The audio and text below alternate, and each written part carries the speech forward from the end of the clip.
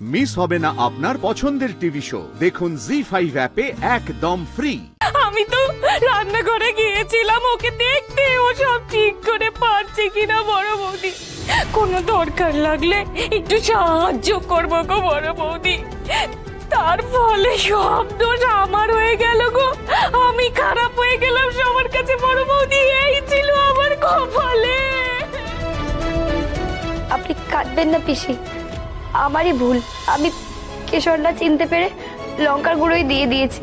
আমাকে আপনারা ক্ষমা করবেন, আমি সব কিছু নষ্ট করে ফেললাম। এতক্ষণ ধরে না বুঝেই আমি বলে যাচ্ছিলাম যে আমি লঙ্কার গুঁড়ো দিইনি।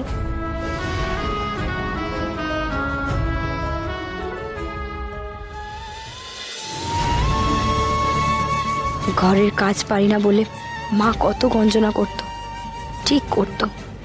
শিখলে আজকে এই ভুল হতো না। আপনারা অনেক আশা করে আমার উপর দায়িত্ব দিয়েছিলেন, আমি রাখতে পারলাম না। এই দেখো কাণ্ড। এই নে, এই এই আমার কথা শোনো। তুমি অনুষ্ঠান বাড়িতে চোখের জল ফেলবে না, হ্যাঁ? তুমি এই বাড়ির লক্ষ্মী, চোখের জল মোছো মোছো।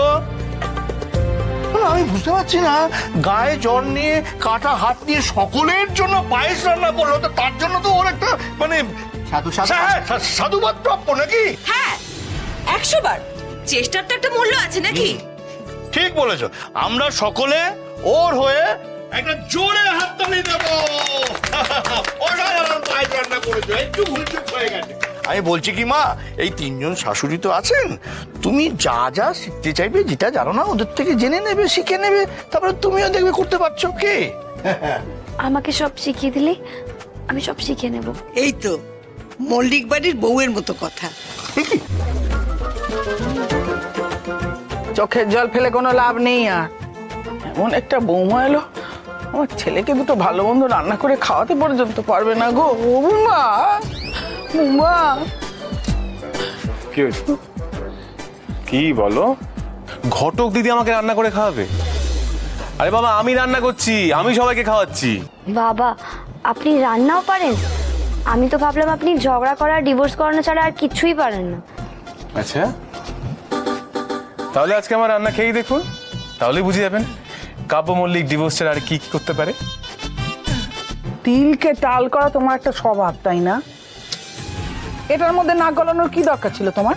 হ্যাঁ বৌমা, খাওয়া ফেলে উঠে যাবি বাবা, সবাই মিলে খাচ্ছিল একসাথে। মা, খাওয়া ফেলে যাচ্ছি না তো, খাওয়া আপাতত মুলতুবি থাকবে। হ্যাঁ, আগে রাঁধবো, তারপর খাবো। দা খাওয়া ইজ একজন ফর দ্য ডে। বলছি বেশি মেহনত করতে হবে না, মানে এত খাটাখাটনি যাচ্ছে, এত ধকল যাচ্ছে, তাই আমি বলছি যে অল্প করে একটু কষিয়ে ভালো করে পাঁঠার মাংস রান্না করলেই হয়ে যাবে। তো বেশ, করবো, নিশ্চয়ই করবো। একজন খেয়ে দেখুক, খুব তো চ্যাটিং চ্যাটিং কথা। Follow me.